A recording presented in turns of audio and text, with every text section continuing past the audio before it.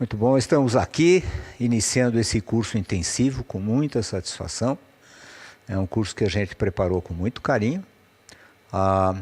Curso estudado, levantamos muitos anos aí de provas do TEP e elaboramos um programa especialmente destinado a que se faça um concurso com qualidade e que levem vocês ao sucesso.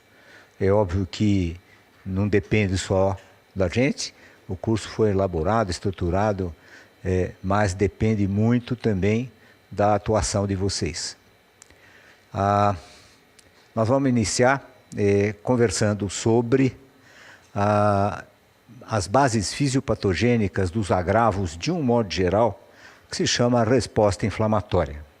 A resposta inflamatória, ela é uma reação complexa a agentes agressores como micro-organismos, anticorpos e lesões, que levem a fenômenos necróticos, sejam elas químicas, físicas ou traumáticas, na forma de alterações vasculares, migração, ativação leucocitária e reação sistêmica. Então essa definição é uma definição importante. Toda e qualquer patologia tem na sua fisiopatogênese envolvida a reação inflamatória. Não existe outra forma, tá certo, dentro do organismo. Seja qual for a forma de agressão, a resposta será sempre na base de uma resposta inflamatória. Não é? Essa resposta inflamatória, na verdade, ela tem duas funções, a função de defesa e a função de regeneração. Certo? Como função de defesa, certo? Como função de defesa, ela através de uma reação vascular, acúmulo de líquido e extravasamento de leucócitos para o extravascular, que vão exercer sua função, tá certo? Você tem uma forma do organismo se defender do agente agressor. Na sequência a essa defesa, ainda a resposta inflamatória através da reconstituição do tecido ou da formação de um neotecido, que às vezes tem um caráter fibroso, que é na forma de cicatriz, certo? Completam esse conjunto de elementos que constituem a resposta inflamatória. Bom, o problema da resposta inflamatória no organismo é um só, tá certo? Ela precisa ser modulada, tá certo? Você sempre tem fatores que são pró-inflamatórios e fatores que são anti-inflamatórios. E é exatamente do equilíbrio desta situação, tá certo, que a resposta inflamatória se mostra eficaz. Não é? Toda vez que essa resposta inflamatória não se fizer de uma forma convenientemente modulada, você passa a ter, tá certo, uma resposta inadequada, descontrolada, que pode ser local ou sistêmica, chegando então à condição de sepse, se for infecção, disfunção de múltiplos órgãos, se for um processo inflamatório sistêmico, mesmo não sendo de origem infecciosa.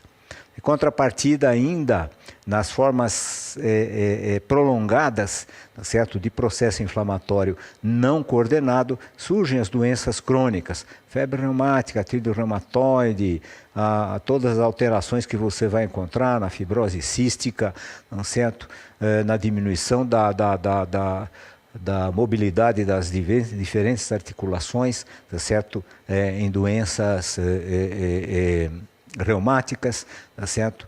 Fundamentalmente porque existe uma reparação fibrótica.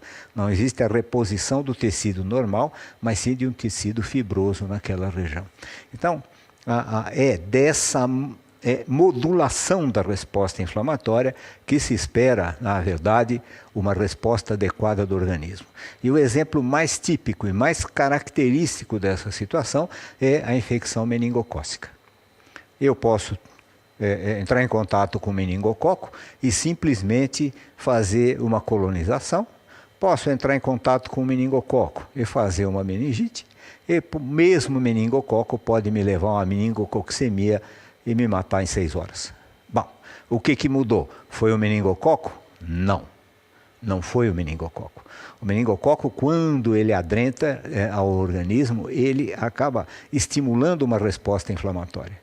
E dependendo da condição momentânea daquele organismo, tá certo? Essa resposta é controlada ou não controlada. E quando excessivamente não controlada, você tem essas situações terríveis, como na meningococcemia, como na síndrome do choque tóxico por estrépito, tá certo? Onde, tá certo? O organismo não consegue dar conta de controlar a evolução do processo e a morte ocorre em um espaço de tempo relativamente pequeno. Bom, boa noite, pessoal. Meu nome é Paulo, né? Eu queria me apresentar para vocês. Eu vou fazer esse pequeno módulo de neurologia, né? Eu sou médico lá do Instituto da Criança, lá do Hospital das Clínicas, né? E normalmente os cursos que tem relacionados à parte de neurologia, quem acaba ministrando sou eu mesmo, né? Na realidade, o que acontece? A preocupação maior das cefaleias, quando vocês abordam na infância, é aquela situação que os adultos, normalmente os pais das crianças, acham que cefaleia é incomum na infância. Na realidade, não é, né? Se vocês forem ver o percentual de cefaleias na infância até os 7 anos de idade, a gente já tem uma ideia de, pelo menos, isso esteja em torno de 40% mais ou menos, até os 7 anos uma criança já experimentou dor de cabeça em algum momento da vida, né? A maioria das cefaleias que a gente tem nesse período são cefaleias esporádicas, né? Então, 35% das crianças têm cefaleias esporádicas em algum momento até os 7 anos. A criança não vai referir isso antes porque é por questões próprias de maturidade. Então, qualquer faixa etária pode ter cefaleia? Pode. Um bebê pode ter? Pode. Uma criança de 1 ano pode ter? A questão é ela saber dizer como que é a dor ou não. Então, se pergunta para a criança onde dói dor de cabeça, ela vai apontar tudo. Então, uma dor de garganta pode virar uma dor de cabeça, uma dor de ouvido pode virar uma dor de cabeça. É difícil de ela conseguir diferenciar e explicar bem para vocês o que realmente dói, né? Mas a gente calcula que à medida que a criança vai ficando mais madura, ela consiga explicar melhor, em torno de uns 40% das crianças já tiverem em algum momento algum tipo de dor de cabeça, né? Então, a gente tem uma prevalência de causas esporádicas, mais 1,5% mais ou menos dessas causas já pode ser um quadro enxaquecoso propriamente dito, e outras causas frequentes, como cefaleias tensionais, sinusites, outras causas de várias etiologias estão em torno de mais ou menos 2,5%. A grande preocupação da família quando chega no médico é aquela coisa, será que eu tenho um tumor? Porque todo mundo acha que cefaleia na infância é uma coisa rara, não é, né? Então, na verdade, a gente já está mais preocupado com a melhor forma de tratamento e não com a gravidade da situação, porque na grande e vasta maioria das vezes não costuma ser nada grave, né? E existe sempre aquela situação que antes de chegar no neurologista propriamente dito, a mãe já passou no oftalmologista, já passou no otorrinolaringologista, já passou com o pediatra, já passou com todas as especialidades, ninguém constatou nada, aí ela fala, bom, agora eu vou ter que ir para o neurologista de verdade porque a coisa complicou. E na maioria das vezes a gente também acaba dando boas notícias, né? Vamos falar agora da avaliação da hemostasia. Vou bater sempre na mesma tecla. Por que eu pedi uma avaliação de hemostasia? Tá? Eu estou pedindo avaliação num paciente que tem história de sangramento? Tá?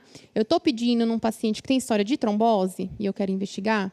Eu estou pedindo um paciente assintomático que vai fazer uma triagem para uma adenoamidalectomia, que é o que a gente mais recebe no consultório de hematologia depois das anemias, é paciente que vem encaminhado por uma alteração de coagulograma. História de sangramento 0, ia fazer uma adenoamidalectomia, o anestesista pediu como exame pré-operatório um coagulograma, veio alterado. Tá? Qual foi a falha aí do anestesista?